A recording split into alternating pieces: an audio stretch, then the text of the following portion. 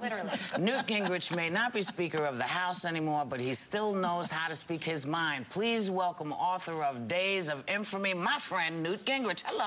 Great to be with you. Let me say, I don't know that I can keep up with this group today. You guys, that last segment, you guys were on a roll. Is that book about the 8 years of Bush? Days of Infamy. No, it's about an earlier time. But... Pearl Harbor. But talking on it anyway. Yeah, apparently this morning when you were on Good Morning America, you were sort of talking about Reverend Wright, and you said that you thought that he was sort of deliberately trying to damage Obama out of anger. And I've heard other people sort of allude to that. What did you mean? Well, I went back, and if you read what Reverend Wright said yesterday at the National Press Club, you can't imagine some of the things he said being done without knowledge that it would hurt Senator Obama.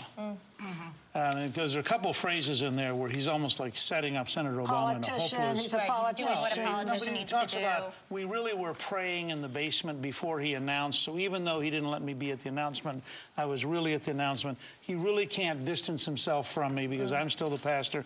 You know, there were 3 or 4 places where it was like he was going out of... And then he went back to repeat some of his harshest and, I think, most factually false comments about America. So what is it, incredible narcissism on the part of Jeremiah Wright? Well, why would he try to hurt if he's trying to, I mean, just to get back to that, if he is trying, you know, to have more rights for black people, why would he deliberately harm the first candidate for black presidency? What is he mad at? A good friend of mine, Vivian Berryhill, is the spouse of an African-American minister in Mississippi and has organized a nationwide organization of spouses of ministers in the African-American community. She sent me an email this morning, and she said, you know, after the show, she had watched us on Good Morning America, and she said, you know, if you look at Reverend Wright's hostility to people becoming middle class, in the sense that they were selling out the African-American community, she said it's almost as though as Senator Obama became more acceptable to white America, he suddenly began to peel away from being acceptable to Reverend Wright's version of America.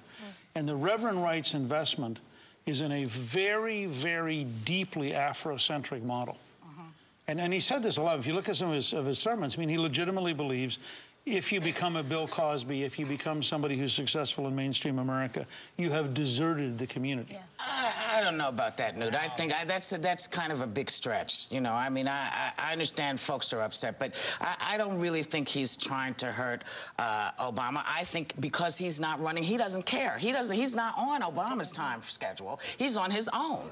He is he is a man who said yesterday, listen, they said, why are you speaking out now? He said, because you've talked about my mother and her religious background and my daddy and his religious background, and I'm speaking out, and I'm speaking out now. He is not running for office. This idea that we keep going back to him, I find extraordinary, given the fact that we have had all kinds of strange preachers in our background as Americans. I think it's important then to examine the connection between Reverend Wright and Obama, because this is something that some people say is irrelevant and other people say is extremely relevant to this election. Well, look, I mean, I think we have explored it. I mean, I'm a little sympathetic to the idea of, okay, we got it. Now let's go to the next topic. Well, you know, just FYI, I mean, everybody should know that McCain has said, I do not believe that Senator Obama shares Reverend Wright's extremist statements or views. McCain himself has said that. So can't we just put this to bed now and forget about Jeremiah Wright? He's just getting he's still airtime. talking. But even Bob Herbert, who writes for the op-ed page for the New York Times and who is African-American, he says the same thing that you did. He said he is deliberately trying to hurt him.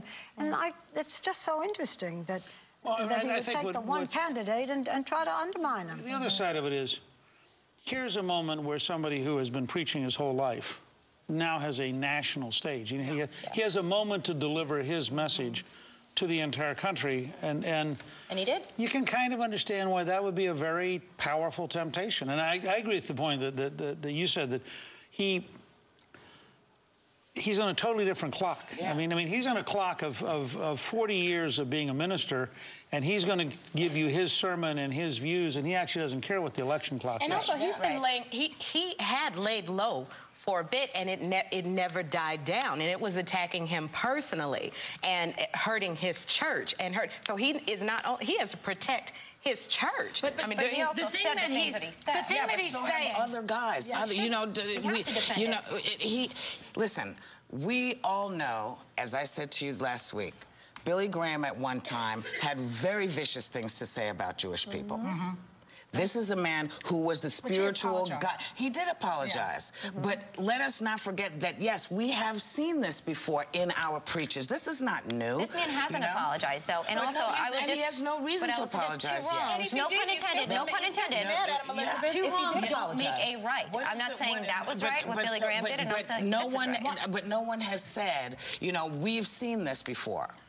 Everyone is acting like this is the first time this has happened. You know, we've had this before. I know. But can I say that the one thing that he said that I didn't really appreciate was that Obama is being political. Now, Obama is basing his campaign that he is really not trying to be political. He's trying to change the conversation about politics and rise above the lowbrow politics. Now this guy drags him down into that venue again, which I think is very sort of nasty of him. He doesn't have to say that. He was fine with him for 20 years. But if he wants him to win, he is an African-American man running for president.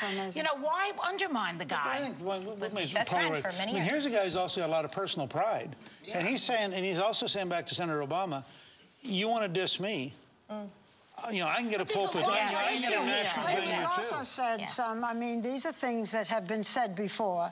But when he says that this country deliberately caused AIDS in African Americans, did it deliberately, that this country brought on terrorism themselves, that Louis Farrakhan, who has really, you know, some of the most discriminatory things. Now, people have, I know that, people have done it before.